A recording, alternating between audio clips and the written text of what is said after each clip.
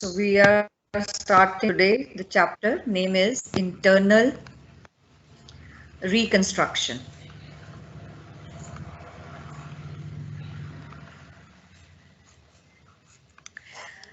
आपको जब अमलगामेशन स्टार्ट कराया था तो मैंने आपको टर्म्स बताई थी कि एक टर्म होती है अमलगामेशन, एक होती है एब्जॉर्प्शन और एक होती है रिकंस्ट्रक्शन। और रिकंस्ट्रक्शन के दो पार्ट बताए थे मैंने आपको, एक एक्सटर्नल और एक इंटरनल। इन तीनों पार्ट्स को हम डिस्कस कर चुके हैं पहले वाले चैप्टर में। आज हम जो करने जा रहे हैं उसका नाम है इंटरनल रिकंस्ट्रक्शन। इंटरनल रिकंस्ट्रक्शन क्या होता है? इसके अंदर ना तो कोई कंपनी लिक्विडेट होती है, यानी कि कोई कंपनी बंद नहीं हो रही, ना ही कोई नई कंपनी फॉर्म होती है, नो न्यू फॉर्मेशन। ठीक है, तो हम करते क्या हैं, इसके अंदर जो एग्जिस्टिंग कंपनी है वो रीऑर्गेनाइज होती है इंटरनली। हम इसको क्या करते हैं, रीऑर्गेनाइज करते हैं इंटरनली। इसको हम करते कैसे हैं? Usually we do it by the way of alteration और रिडक्शन इन शेयर कैपिटल। दो तरीके होते हैं हमारे पास, एक हम शेयर कैपिटल को ऑल्टर करें, एक दूसरा तरीका होता है शेयर कैपिटल को रिड्यूस करने का। अगर कंपनी के पास बहुत सारे लॉसेस हैं एक्यूमुलेटेड, कंपनी की बैलेंस शीट बहुत बेकार नजर आ रही है, उसमें बहुत सारे एक्यूमुलेटेड लॉसेस दिखाई दे रहे हैं, या उसकी जो असेट्स हैं वो ओवर वैल्यूड हुई हैं, तो हम क्या करते हैं, एक स्कीम लगाते हैं जिसको हम नाम देते हैं कैपिटल रिडक्शन स्कीम। और ये कैपिटल रिडक्शन स्कीम अडॉप्ट की जाती है इन एक्यूमुलेटेड लॉसेस को राइट ऑफ करने के लिए और इन असेट्स को करेक्ट वैल्यू पर लिखने के लिए। ठीक है, कभी कभी क्या होता है, जो शेयर कैपिटल है, डिबेंचर्स, क्रेडिटर्स, इनको भी, यानी कि शेयर कैपिटल को, डिबेंचर्स को, क्रेडिटर्स को, इनकी रियल वर्थ पे दिखाना पड़ेगा हमें, रियल वर्थ पे दिखाना होता है। तो उस रियल वर्थ तक लाने के लिए जितनी अमाउंट को हम रिड्यूस करते हैं, ये भी हमारा कैपिटल रिडक्शन स्कीम के अंदर आता है। तो इसके अंदर जो भी हमारी अमाउंट रिड्यूस होके आती है उससे हम लॉसेस को राइट ऑफ करते हैं। तो ये क्या चीज है, कैसे होता है, इसको हम सारे को डिटेल में समझते हैं अभी। सबसे पहले तो हम ये जानेंगे कि हम क्यों कर रहे हैं इंटरनल रिकंस्ट्रक्शन। तो सबसे पहले true and fair report of a company ये दिखती है हमें कैसे, by writing of accumulated losses and by writing down the value of assets to its real worth। Asset को उनकी एक्चुअल वैल्यू पे दिखाना, एक्यूमुलेटेड लॉसेस को राइट ऑफ करना, इससे हमारे पास क्या आएगा, कंपनी की रियल पिक्चर सामने आएगी। दूसरा क्या है, फिक्टिशियस असेट्स जो होती हैं हमारे पास उनको राइट ऑफ करना। तीसरा क्या है, फेस वैल्यू ऑफ शेयर्स, उनको रिड्यूस करना टू इट्स रियल वर्थ, जितनी उनकी एक्चुअल वैल्यू है उस पे उसको लेकर आना। ठीक है, और इस तरह से जो रिड्यूस हुई वैल्यू है उसको यूज करते हैं हम असेट्स को राइट ऑफ करने में। उसके बाद शेयर होल्डर के कॉन्फिडेंस को वापस लेके आना, शेयर होल्डर के कॉन्फिडेंस को विन करने के लिए भी हम ये सब करते हैं, ठीक है। तो अब हम बात करते हैं कि इंटरनल रिकंस्ट्रक्शन का मीनिंग हमने समझा कि हम कुछ नहीं कर रहे, हम सिर्फ कंपनी की बैलेंस शीट में चेंजेस कर रहे हैं।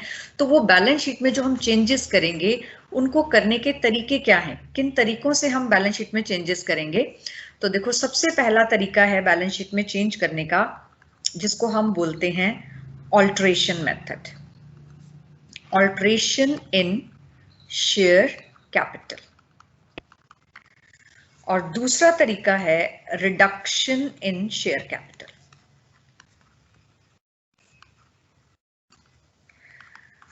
तो अब सबसे पहले हम बात करेंगे कि ऑल्ट्रेशन कैसे की जाती है। तो सबसे पहला है इंक्रीज इन शेयर कैपिटल। अगर मान लीजिए कंपनी की ऑथराइज्ड कैपिटल ज्यादा है और कंपनी की इश्यूड कैपिटल कम है, तो इसका मतलब कंपनी अपनी कैपिटल को बढ़ा सकती है।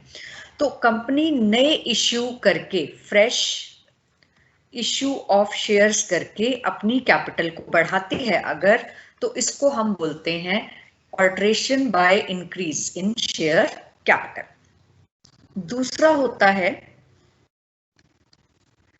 Consolidation of share.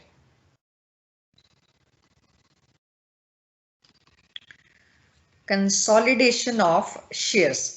Consolidation of shares में क्या होता है कि जो एग्जिस्टिंग शेयर हैं हमारे स्मॉल डिनोमिनेशन के,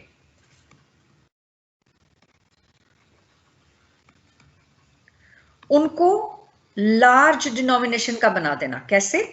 जैसे मान लीजिए शेयर कैपिटल आपकी सपोज 30 लाख की है और एक शेयर 10 रुपए का है, तो इसका मतलब क्या हुआ कि कंपनी के पास 3 लाख शेयर हैं, 10 रुपए का एक, और टोटल वैल्यू है 30 लाख। अगर मैं इसको कंसोलिडेट करना चाहती हूं तो मैं इसका प्राइस 100 कर देती हूँ कि मेरा शेयर जो है वो 100 का रहेगा, लेकिन क्योंकि मेरी कैपिटल उतनी ही रह सकती है, बढ़ नहीं सकती, तो मेरे नंबर ऑफ शेयर रिड्यूस होके कितने हो जाएंगे? 30,000। तो इसको बोलते हैं कंसोलिडेशन। इसमें कैपिटल में कोई चेंज नहीं आया, लेकिन share capital account debit 10 to share capital 100, 30 lakhs. सिर्फ मैंने क्या किया, मैंने 10 वाले शेयर को कंसोलिडेट कर दिया 100 में। बात समझ में आई?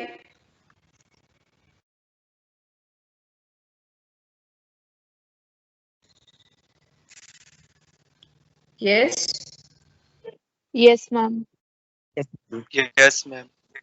ओके। इसी का रिवर्स पार्ट होता है subdivision of share. Subdivision of share कि मैं बैलेंस शीट में चेंज दिखाना चाहती हूं, और चेंज ऐसे दिखाना चाहती हूँ कि जो मेरा 100 रुपए वाला शेयर है उसको मैं छोटा करना चाह रही हूँ। तो अब इससे रिवर्स हो जाएगा कि मेरी शेयर कैपिटल मान लीजिए जो पहले 100 रुपए की थी, 30 लैक्स की, तो मेरे पास 30,000 शेयर थे, 100 रुपए के 30 लाख। अब मैंने क्या किया, टू शेयर कैपिटल 10 कर दिया और ये मेरा है 30 लैक्स। तो इसका मतलब मैंने अब नंबर ऑफ शेयर्स बढ़ा के कितने कर दिए? 3 लाख। तो इसको हम बोलते हैं सब डिवीजन ऑफ शेयर्स, कि शेयर्स को डिवाइड कर दिया छोटे छोटे पार्ट्स में। पहले जो शेयर 100 का था, अब वो मैंने कितने का कर दिया? 10 का कर दिया। इसके बाद इसी ऑल्टरेशन का फोर्थ मेथड है मेरे पास, कैंसलेशन ऑफ अनइश्यूड शेयर्स। कि जो शेयर अभी तक सब्सक्राइब नहीं हुए, नॉट सब्सक्राइब्ड, उन्होंने, पब्लिक ने मांगे ही नहीं, पब्लिक ने लिए ही नहीं, तो अब हम क्या करते हैं, इसको इश्यू ही नहीं करते, इनको कैंसिल कर देते हैं। तो इसको हम बोलते हैं कैंसलेशन ऑफ अनइश्यूड शेयर्स। और लास्ट इसके अंदर मेथड आता है conversion of shares into stock. कि जो फुली पेड शेयर्स हैं उनको स्टॉक में रिकन्वर्ट कर देना या reconverts its stock into fully paid shares. मान लीजिए कि एक्स लिमिटेड जो है उसके 20,000 इक्विटी शेयर्स हैं, 10 रुपए का एक, जो कि फुली पेड अप हैं, और उसको टोटल वैल्यू कितनी हो गई 2 लाख। हम इसको 2 लाख का स्टॉक मान लेते हैं कि 2 लाख का इकट्ठा हमने इसको इक्विटी स्टॉक का नाम दे दिया। तो हम क्या करेंगे, equity share capital account debit to equity share stock account 2 lakh. ये जो हम 5 तरीके हमने पढ़े हैं, इन सब के लिए एक स्पेशल रेजोल्यूशन हम पास करवाते हैं और इसको ऑल्टर कर देते हैं, और ये ऑल्टरेशन हम अपनी बैलेंस शीट में प्रेजेंट कर देते हैं। जो दूसरा तरीका है, जो अभी हमने पहले प्रैक्टिकली दूसरा तरीका करना है, वो है reduction in share capital.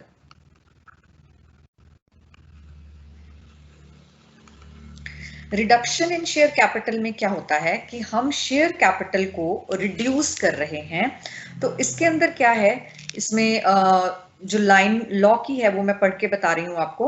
Subject to confirmation by the tribunal on an application by the company, reduction of capital can be carried out by a company according to provisions laid down in section 66 of the Companies Act 2013। मतलब कि अगर कोई company कहती है कि हमें अपनी capital को रिड्यूस करना है, तो उनको एक एप्लीकेशन देनी पड़ती है ट्रिब्यूनल में, और कंपनीज एक्ट 2013 के सेक्शन 66 के अंदर इसके जो प्रोविजंस होते हैं वो इसमें एप्लीकेबल होते हैं। ठीक है, तो इसकी क्या कंडीशंस हैं। पहली, company must be authorised bye it's articles of association. उसके पास पावर होनी चाहिए कि वो इसको रिड्यूस कर सके शेयर कैपिटल को। अगर उसने ऐसा, उसके पास पावर नहीं है, तो उसे एक स्पेशल रेजोल्यूशन पास करवाना पड़ेगा। ठीक है, दूसरा क्या है, special resolution affecting the reduction of share capital must be passed in the general meeting, और उसकी कॉपी जो है वो रजिस्ट्रार को 30 दिन के अंदर अंदर जमा करानी पड़ती है। देन थर्ड क्या है, company must file a petition to the tribunal for an order confirming the reduction. कि ट्रिब्यूनल से उसको ऑर्डर मिल जाने चाहिए कि आपको हम कंफर्म कर रहे हैं कि आप अपनी कैपिटल को रिड्यूस कर सकते हो। फिर फोर्थ क्या है, ट्रिब्यूनल में direct the company to add the word and reduced. और ये जनरली होता है, जैसे मान लीजिए कंपनी का नाम है ABC लिमिटेड, और कंपनी ने शेयर कैपिटल को रिड्यूस करने के लिए एप्लीकेशन लिखी। जब वो लेटर जो है उसका अप्रूव हो जाता है, तो उनको एक साथ में ABC लिमिटेड एंड रिड्यूस्ड ये वर्ड लगाना पड़ता है, जिससे ये क्लियर हो जाए कि इन्होंने अपनी कंपनी को इंटरनली रिकंस्ट्रक्ट किया है। Then fifth point is a certified copy of the tribunal's confirmation order and changed memorandum must be filed with the registrar of the company for registration within 3 months of the court order। यानी कि उसको legally पूरा करने के लिए उसका जो process है, इसकी एक कॉपी ट्रिब्यूनल के कंफर्मेशन की वो हमें जमा करानी पड़ती है विद इन 3 months। अब हम देखते हैं कि कैपिटल रिडक्शन जो हमने करनी है, जो ये प्रोसेस हमने करना है, ये किस तरीके से किया जाता है, कि हम कैसे कैसे कैपिटल को रिड्यूस करेंगे। तो पहला जो हमारा केस है कि हम कैसे कैपिटल को रिड्यूस करते हैं, वो है एक्सटिंग्विशिंग और reducing the liability in respect of uncalled amount of shares। कि जो अमाउंट हमने मंगाई ही नहीं उसको हम रिड्यूस कर देते हैं। मान लीजिए कि एक कंपनी है और उसकी जो कैपिटल है वो 60,000 इक्विटी शेयर्स की है ऑफ ₹10 ईच, 8 पेड अप। अब वो कहते हैं कि जितना पेड अप हुआ है हम उतने का ही शेयर रखेंगे, यानी कि 60,000 जो शेयर्स हैं वो 8 रुपीज में पेड अप हो जाएंगे। तो हम क्या करेंगे, हमारी जो इक्विटी शेयर कैपिटल थी, एंट्री क्या होगी, इक्विटी शेयर कैपिटल ब्रैकेट में लिखना जरूरी है 10, और ये हमारी कितने की थी 6 टोटल हमारे पास कितने की थी? जो हमारे पास 60,000 शेयर्स हैं वो 8 रुपीज के, तो 8 रुपीज के कितने हो गए?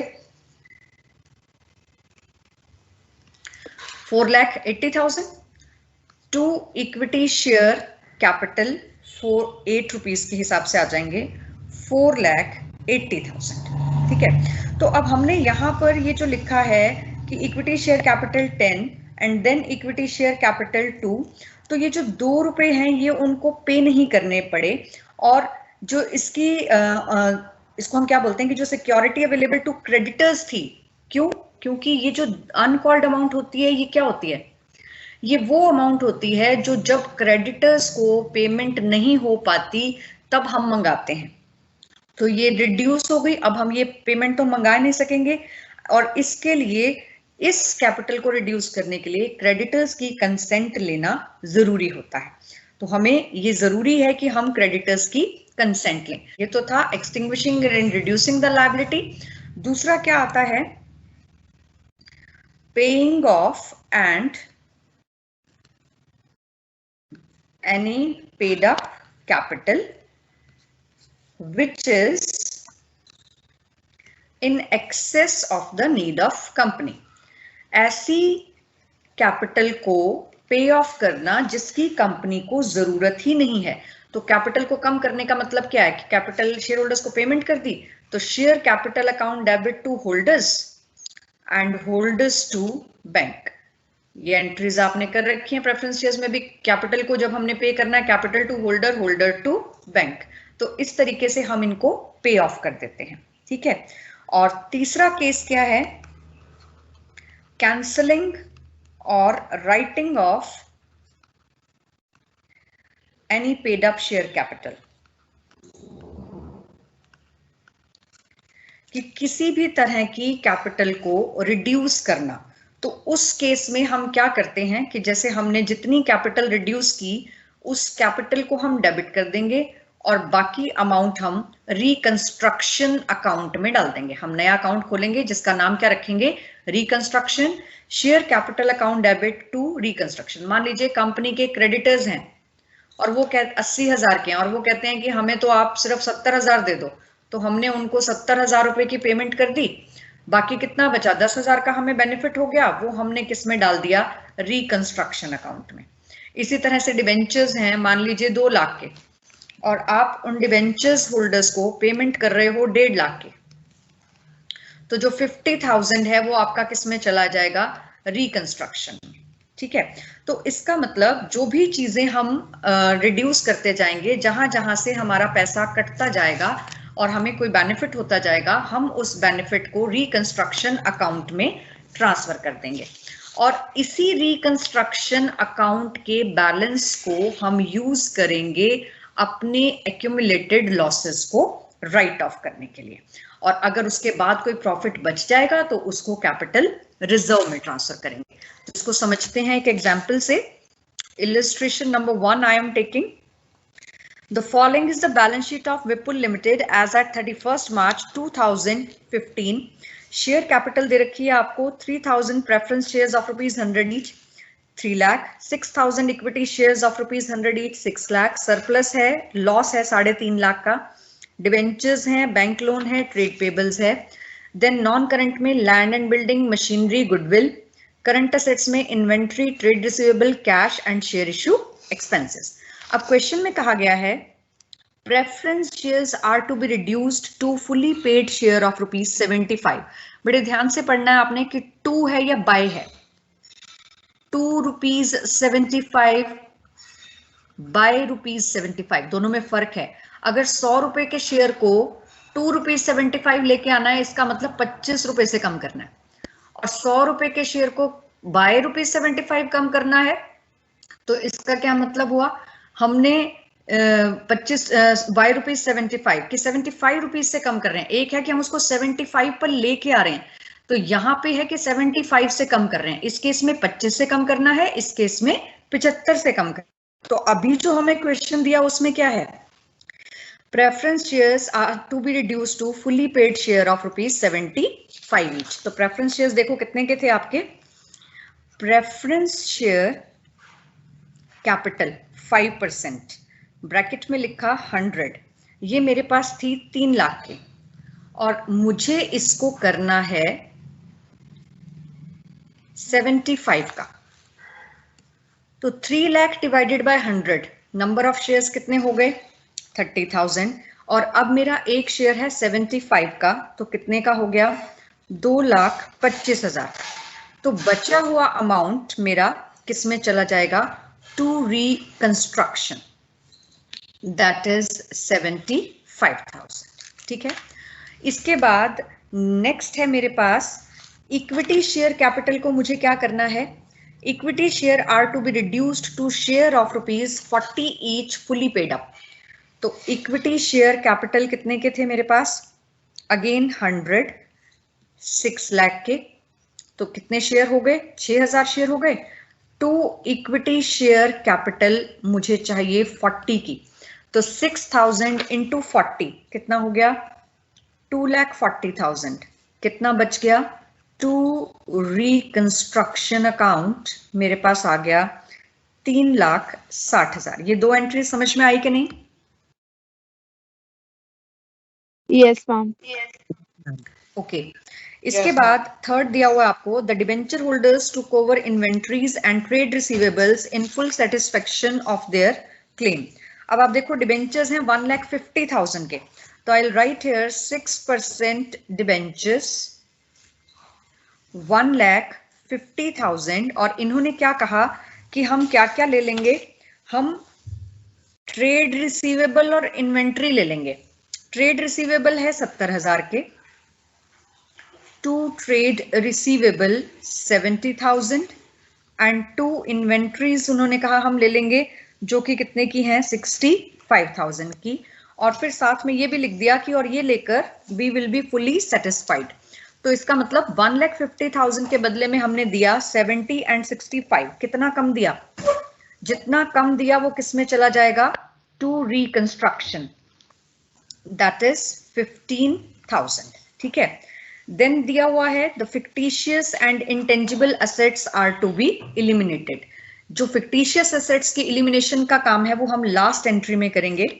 देन दिया हुआ है आपको land and building to be appreciated by 30% and machinery to be depreciated by 33.33%। Land and building appreciate हो रही है, बढ़ रही है, तो पहले हम लैंड एंड बिल्डिंग की एंट्री करेंगे।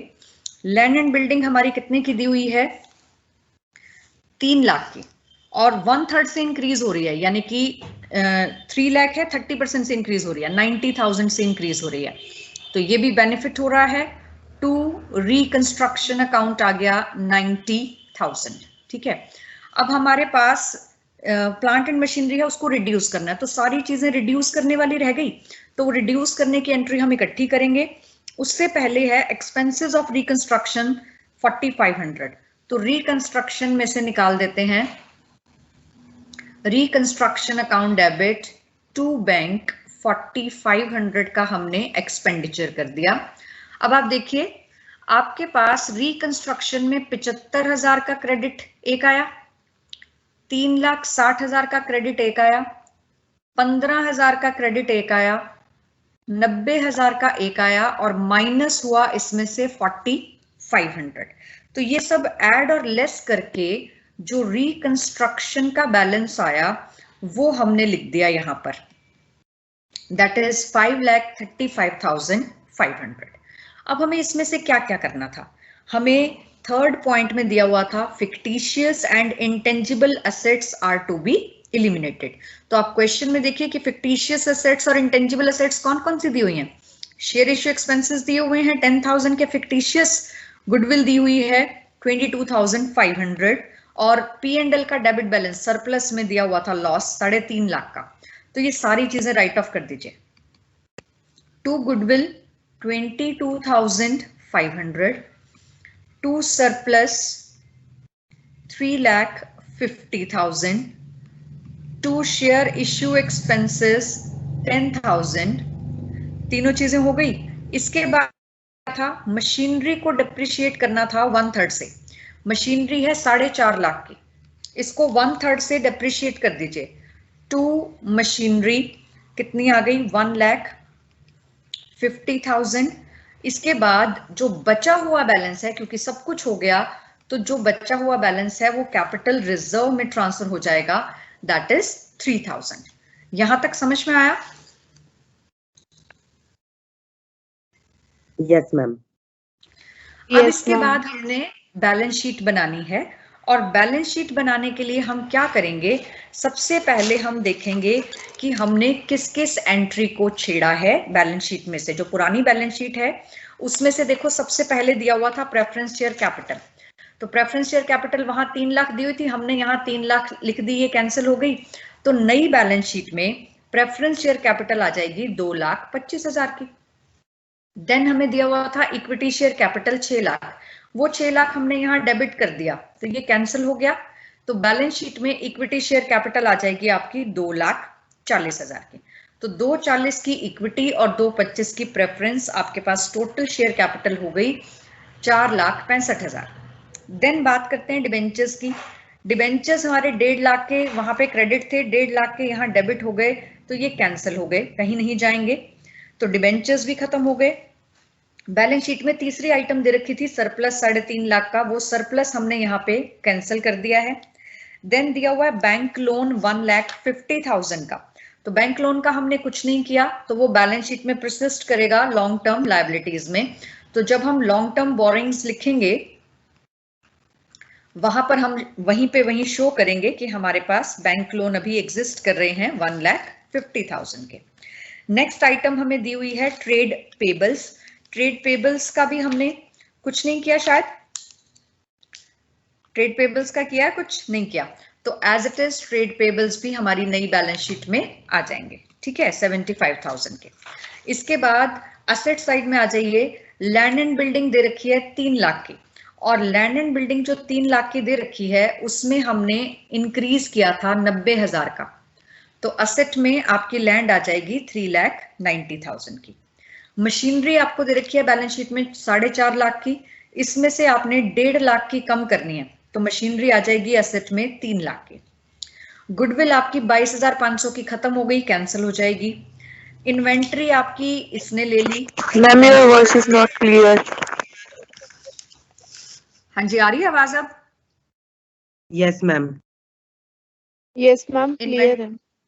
ओके, इन्वेंट्री जो है वो आपकी डिबेंचर होल्डर्स ने ले ली, वो यहाँ आ जाएगी, और ट्रेड रिसीवेबल भी डिबेंचर होल्डर्स ने ले लिए, वो यहाँ आ जाएंगे। देन बचा आपके पास कैश एट बैंक। हम देखेंगे अभी बैंक की एंट्री कोई बची है तो कैश एट बैंक मेरे पास था 7,500, मैंने यहाँ पर बैंक से पेमेंट कर रखी है 4,500, तो मेरा कैश एट बैंक कितना बच जाएगा? 3,000। तो बैलेंस शीट में मेरा जो कैश शो होगा वो शो होगा 3,000। देन शेयर इशू एक्सपेंसेस ये भी खत्म हो गए। अब हम एंट्रीज में चेक करते हैं कुछ रह तो नहीं गया। बैलेंस शीट से तो हमने देख लिया, ये भी हो गई, ये हो गई, ये वाली एंट्री हो गई, इन दोनों का काम भी हो गया, इसका भी हो गया। तो इधर से क्या बचा? शेयर इशू एक्सपेंसेस भी हो गए हमारे, सिर्फ और सिर्फ बचा कैपिटल रिजर्व। तो ये बैलेंस शीट में आ जाएगा आपका रिजर्व्स एंड सरप्लस के अंदर। समझ में आया? Yes ma'am.